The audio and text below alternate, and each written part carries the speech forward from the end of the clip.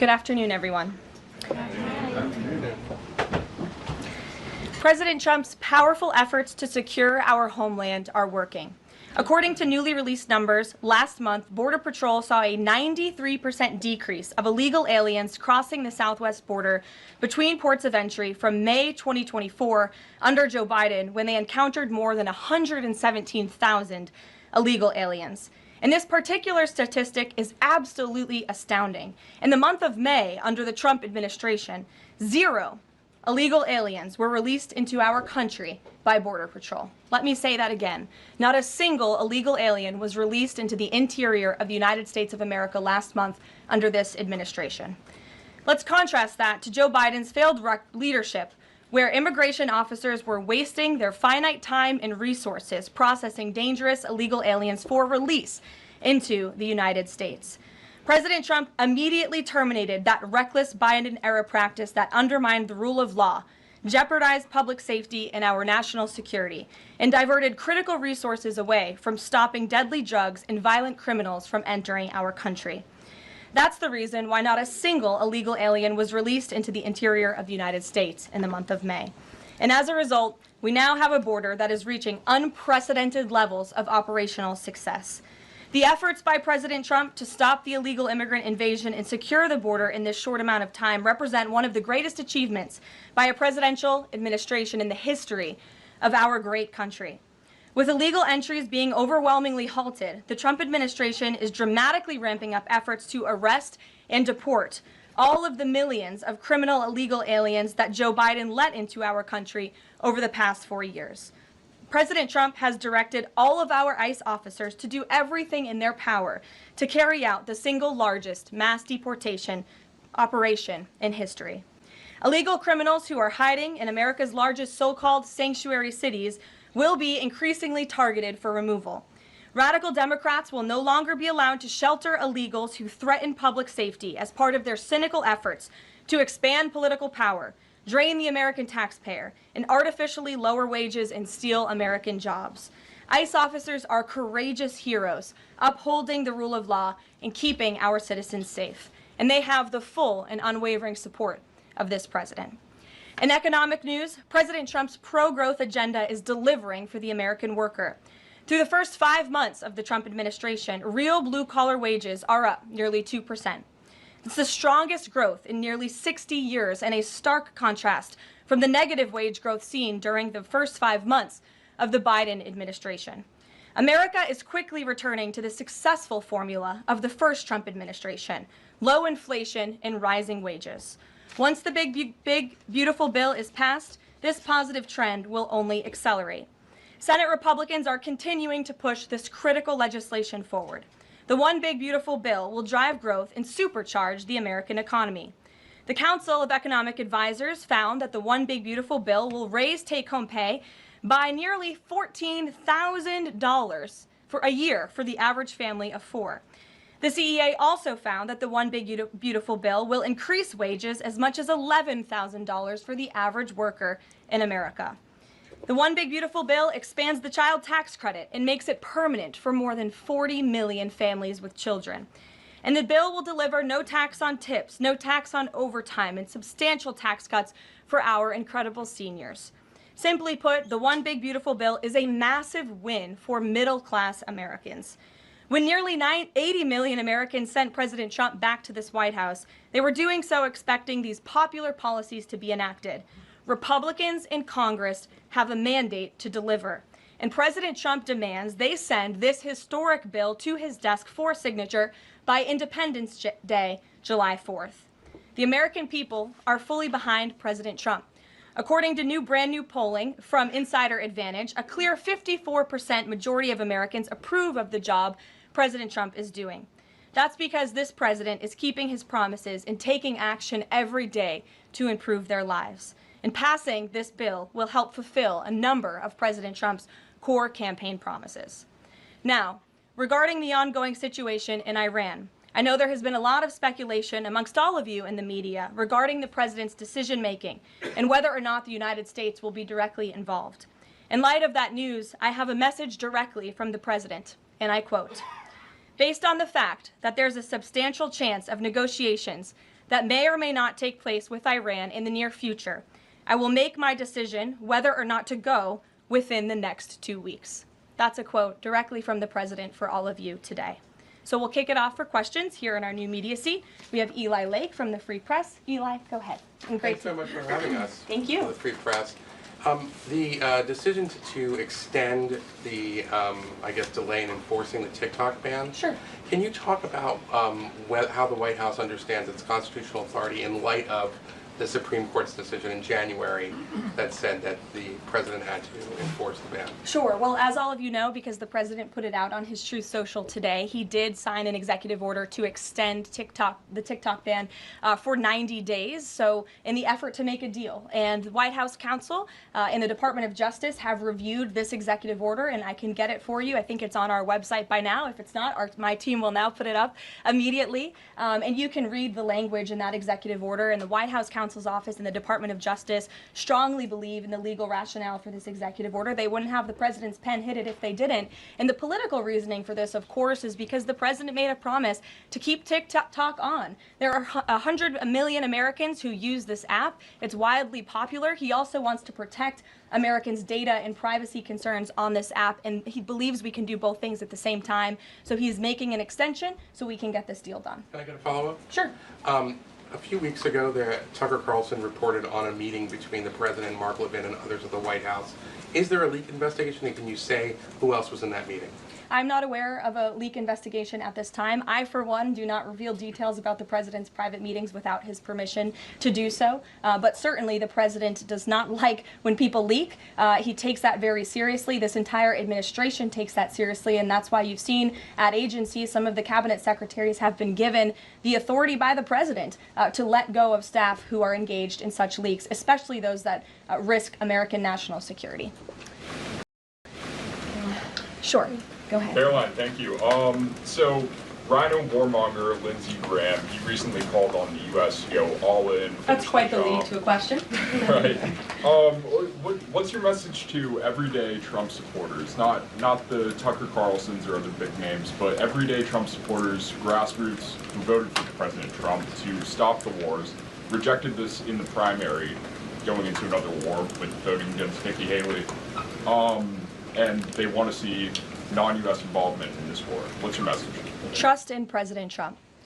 President Trump has incredible instincts, and President Trump kept America and the world safe in his first term as president in implementing a peace through strength foreign policy agenda. And with respect to Iran, nobody should be surprised by the president's position that Iran absolutely cannot obtain a nuclear weapon. He's been unequivocally clear about this for decades, not just as president, not just as a presidential candidate, but also as a private citizen. In fact, I have some quotes for you. In 2011, President Trump said, "America's primary goal with Iran must be to destroy its nuclear ambitions. We cannot allow this radical regime to acquire a nuclear weapon that they will either use or hand off to terrorists."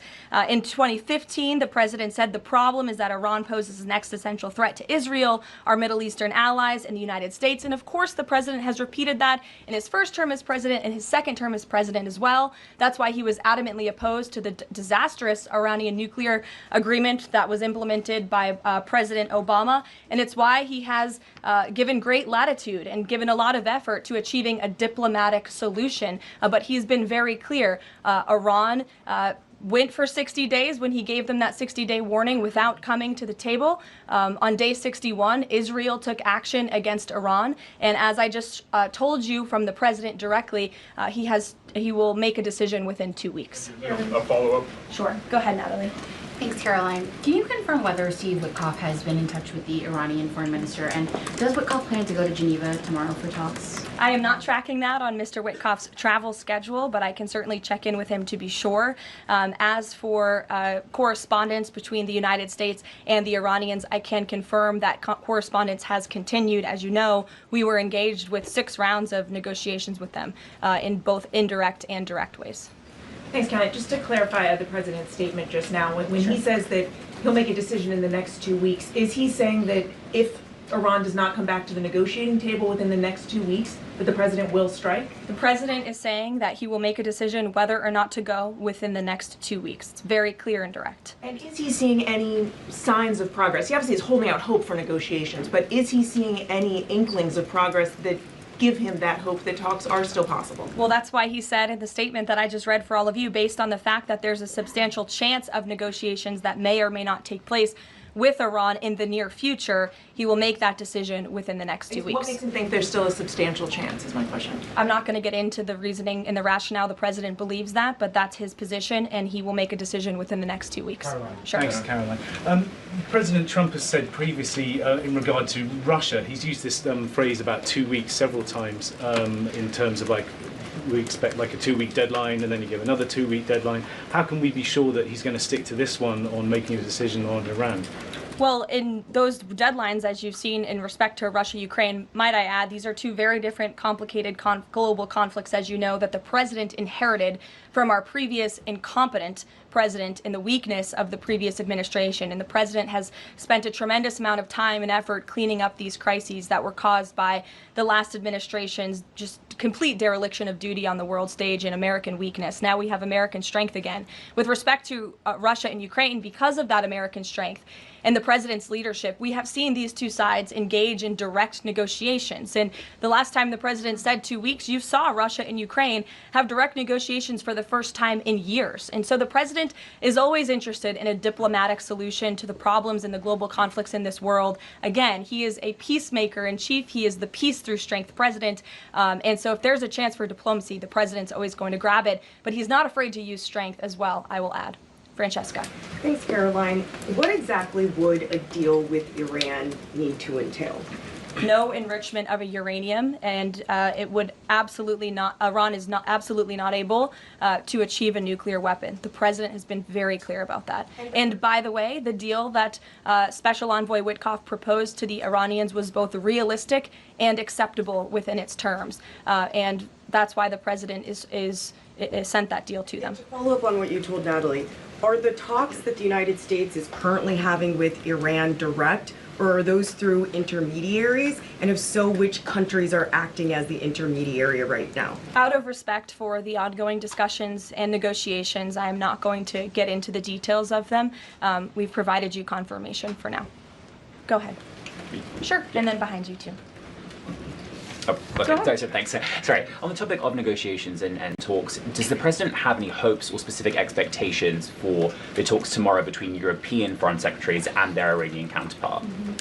Well, certainly the entire world is on the president's side when it comes to the fact that Iran cannot obtain a nuclear weapon. This is something that pretty much all of humanity, except for the Iranian terrorist regime themselves, agree upon. And so the president expects that Europe will deliver that message directly to the Iranians.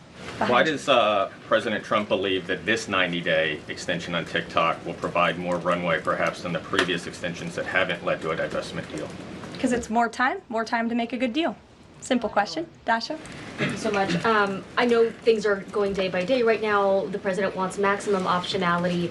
Is the possibility of the U.S. getting involved in regime change in Iran at all on the table at this point? And then I have one on as well. Sure. The president's top priority right now is ensuring that Iran cannot obtain a nuclear weapon and providing peace and stability in the Middle East. And on Medicaid, Caroline, Sure. The Senate put forward Medicaid provisions, particularly a lower cap on state provider taxes that hospitals have said would lead to mass closures, particularly in rural communities. Is the president willing to sign a bill that includes those provisions that Republican senators like Josh Hawley say will lead to hospital closures? Out of respect for the ongoing discussions that the White House is very much actively involved in with our friends in the United States Senate, I won't comment on that specific provision. Look, the bill hasn't been sent to the president's desk yet. There's more room for change. The president, for one, I will reiterate, has been very clear on his priorities with respect to Medicaid. He wants to see waste, fraud, and abuse ridden from the system to protect it for tax-paying citizens who deserve those much-needed benefits. He wants to prioritize the sick, the needy, the poor in this country who deserve those benefits, not the 1.4 million illegal aliens who are receiving them. And he wants to make sure this one big beautiful bill kicks those illegal aliens off of this program to preserve it and protect it and strengthen it for the American people. And the president has been very clear in that message to his friends in the Senate. Jackie. Thank you, Caroline. Sure. Logistically, if the Iranians are getting to Geneva, does that mean they've found a way to get to the White House? I am not going to get into hypotheticals, but as you heard from the president yesterday, they have expressed interest in doing so. There's a lot of Philip. pressure on the president to come to the aid of Israel. There's a lot of pressure on him to finish the job with force. How is he balancing the concern that if he doesn't choose to do that, that it would send a message to Xi Jinping about the U.S. commitment to Taiwan? Well, the president enjoys a very respectful and cordial relationship with China's president. He has long maintained that, even in his first term. And China and the United States share many strategic interests, both in terms of economics and also, of course, global affairs and foreign policy as well. However, when it comes to balancing these different viewpoints, the president is balancing a lot of viewpoints, and he is listening not just to other world leaders, but to his advisors and to people here in the country and the American people too. And I think that's what makes this president such a great leader, is his ability to listen and make a good decision on behalf of the American public based on his instincts and his experience. Don't forget, this is a president who was here before, and the world was a much more peaceful and stable place when he left office than when he came back in after the past 4 years of complete incompetence by the previous president. Philip, go ahead. Thank you, Caroline. Two quick questions. When the president says Iran is very close to a nuclear weapon, is he relying on U.S. intelligence or intelligence sharing from an ally to make that assessment? It is a fact, and the United States government maintains this fact, that Iran has never been closer to obtaining a nuclear weapon. And then if the U.S. were to take some type of military action, would the president go to Congress to seek war authority? I'm not going to engage in hypotheticals. I gave you the statement from the president. He'll make a decision within 2 weeks. Thank you, Caroline. Sure. Go ahead. Thanks, Caroline. Mary and then Elizabeth. Two questions, one on Iran and then the second on something Jasmine Crockett said this morning. So given that we know the Iranian government did order an operative to assassinate the president, is there concern that Iran might respond with non-traditional military ways to some kind of strike on Iran, such as another assassination attempt? And has the Department of Justice looked into this last attempt on the president's life? I believe Secret Service and the FBI have looked into the 2 assassination attempts that took place against the president, both of which were sad days in our nation's history. So I would defer you to the Department of Justice on where those investigations stand. But as for your question regarding Iranian retaliation, I'm not going to engage in hypotheticals again, but I can assure the American public and the world that this administration is prepared and ready to defend American interests and assets, not just in the region, but here on our homeland as well. Thank you. And then really quick on Jasmine Crockett, she said, I believe, that Trump supporters are mentally ill before calling for bipartisan support against the president. Can you respond to that, especially considering she's a rising star in the Democrat Party right now? She is a rising star. It's quite something to behold, actually. I hope that she continues to be a rising star for the Republican Party, at least. I think it's incredibly derogatory to accuse nearly 80 million Americans of mental illness. The last time I checked, Jasmine Crockett couldn't dream of winning such a majority of the public as President Trump did. And the America First movement, which President Trump has built, is filled of hardworking patriots, the forgotten men and women, business owners, law enforcement officers, nurses and teachers, and middle America, as we all know, from where you all grew up, outside of this beltway. That's who makes up this president's movement. And Jasmine Crockett should go to a Trump rally sometime and she can see it for herself. Jennifer. One on North Korea and one on China. Sure. On North Korea, they launched some rockets into the ocean today. What does the White House make of that? Do you read any meaning into that timing of that launch? And then on China, do you have any reaction to Xi Jinping's offer of intervening in Iran diplomatically? And are you seeing any signs that China would get involved militarily to support Iran? I don't believe we're seeing any signs of that at this moment in time. As for Xi Jinping's offer, I will leave it to the president to respond to that himself. As for your question about North Korea, we are monitoring the situation. The Trump administration is in close contact with our new South Korean counterparts as we work together to deter our adversaries and preserve a free and open Indo-Pacific. And no matter where, our adversaries and our allies alike know that President Trump will not tolerate threats against our interests on his watch, even as he works to resolve the wars that he inherited. Question. Alex, go ahead, and then I'll come to you. Thank you. Is the president concerned about the economy if farms and hotels, et cetera, struggle to find workers? The president's always concerned about the economy. That's on his mind every day. He wakes up, he checks the markets, he checks wage growth. As I pointed out, it's a record high today for middle class and American workers. So the president's always wanting to ensure that we have a strong and robust economy for the American people and worker, and we do. As for the specific concerns regarding jobs, look, the president has made it very clear we need to remove public safety threats from the interior of our country, and that remains the focus and the priority of this administration when it comes to deportations, no matter where somebody works. If they're an illegal alien rapist or murderer that was allowed into this country in the past 4 years by this administration, the American people want those types of criminals to be deported from our country, and that's what the president is backing ICE to do. Thanks.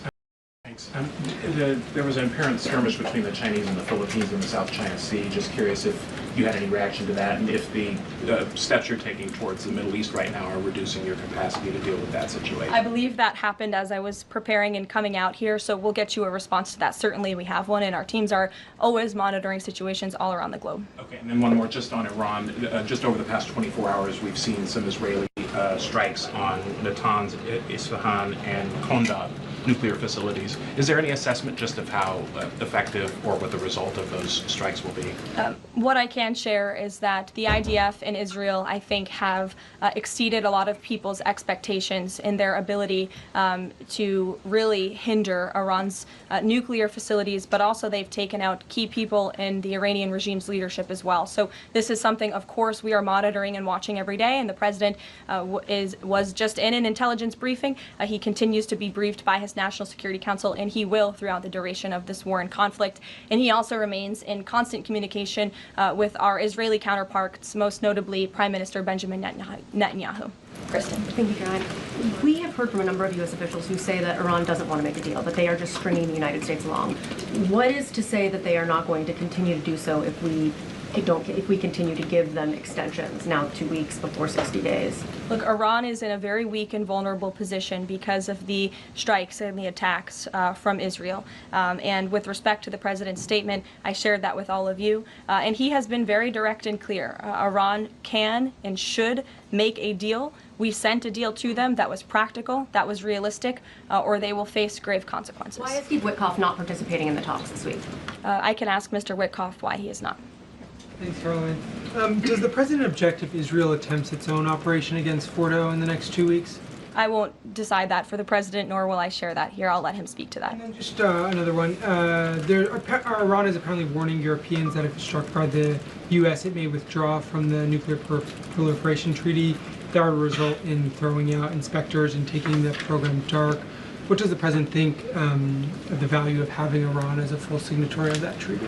Well, that's reckless rhetoric, but I understand the Europeans are meeting with the Iranians tomorrow, so we'll see how that meeting goes. Just one more on Juneteenth. Does the president plan to commemorate the holiday today or make any comment on it? I'm not tracking his signature on a proclamation today. I know this is a federal holiday. I want to thank all of you for showing up to work. We are certainly here. We're working 24/7 right now. Nikki, go ahead. Actually, that was my question. Will you plan to mark Juneteenth in any way, either today or with an event later on, maybe next week? Sure. I just answered that question for you. Go ahead. Thank you very much, Caroline. The fact that this president is giving some time and space for diplomacy, another 2 weeks, does it mean that the president is trying his best to avoid a direct conflict with Iran? I think the president has made it clear he always wants to pursue diplomacy, but believe me, the president is unafraid to use strength if necessary. And Iran and the entire world should know that the United States military is the strongest and most lethal fighting force in the world, and we have capabilities that no other country on this planet possesses. Owen. Caroline, good afternoon. The Supreme Court, as you know, has upheld Tennessee's ban on transgender medical procedures for minors, puberty blockers, hormone therapy, etc. The White House reaction to that, please. It's a huge victory for America's children, and it's obviously something this administration believes strongly in, that young minor children should not be allowed to be subjected to chemical castration and mutilation. The president himself has taken very strong orders, or has signed very strong executive orders on this, and we are grateful for Tennessee's efforts to protect our children, and we are grateful the Supreme Court ruled on the side of the law, but also on the side of protecting America's innocent children. Elizabeth, go ahead. Sorry, I skipped you earlier. Thank you so much. Secretary of State Marco Rubio announced new vetting procedures on student visas. Will this serve as a model for vetting other foreign visas? For all foreign visas, yes. As you know, the president signed an executive order, I think it was one of the first he signed in the first week, to strengthen our vetting requirements and our vetting system here in the United States for all visas. He directed the Secretary of State to do that. There was a pause in some of that vetting, as you all know, recently, especially with respect to students from some certain countries. But the vetting has continued, and it's stronger than ever before. As for specifics on how the vetting process has changed, I would defer you to the Department of State. As you know, they're in charge of things like that. Thank you. To what extent is this 2-week delay with Iran the result of interventions by the likes of Tucker Carlson, Marjorie Taylor Greene, or the entreaties of European leaders who want a de-escalation? Look, the president hears all voices across the country, and he makes decisions based on his instincts. And he has always said diplomacy is his first option. And is he still planning to attend the NATO summit next week? He is, yes. We will be departing from Washington on Monday morning, and hopefully we'll see some of you there. Kayla. Thanks, Caroline. Oil prices have been spiking over the last week. Is the president watching the oil market, and is that factoring into his decision-making in the Middle East? Again, as I said to, I think, Alex's question previously, the president is always watching, and this administration is doing more than any in history to bring oil prices and gas prices here at home down for the American public. They have been plummeting since President Trump's inauguration because of the executive action and the federal action this administration has taken on the home front. But yes, of course, he's paying attention and monitoring that. But as for whether it's weighing into his decision, there's a number of factors that, of course, are, and as I said, he will make that decision in the next 2 weeks. Can't reiterate that enough. Ouija. Caroline, thank you. With regard to a potential deal, Iran has said it will not negotiate under duress. Does the president believe there should be a ceasefire in these next 2 weeks as the U.S. tries to broker a deal? That's not what he said in the statement he dictated to me, so I won't get ahead of the president or add anything additional to the statement that he gave me the liberty to share with all of you. And then just to follow up on how close Iran is to a nuclear weapon, can you clarify, when the president said a few weeks away, did he mean obtaining enough enriched uranium to start building a weapon, or did he mean Iran is a few weeks away from completing the production of a weapon? I'm glad you asked that, Ouija. It's an important question, and it's one, frankly, the media has been getting wrong. Let's be very clear. Iran has all that it needs to achieve a nuclear weapon. All they need is a decision from the supreme leader to do that, and it would take a couple of weeks to complete the production of that weapon, which would, of course, pose an existential threat not just to Israel, but to the United States and to the entire world. And that is something that the entire world, including countries like Russia, is in agreement with, that Iran should not and cannot obtain a nuclear weapon. And that's why the president believes that, and he's believed that, again, not just his political career, but frankly, his entire life. So it Michael. sounds like it's the former, just to be clear. that Correct. They have the components. Okay, Correct. thank you. Michael. Caroline, as we look forward to the NATO summit next week, Spain right now is threatening not to oblige the president's request for all NATO countries to spend at least 5% of their GDP. Does the president take issue with this, with Spain right now?